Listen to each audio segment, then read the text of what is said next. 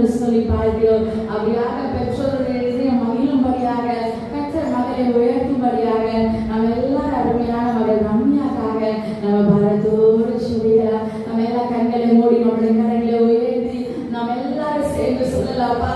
அருமையான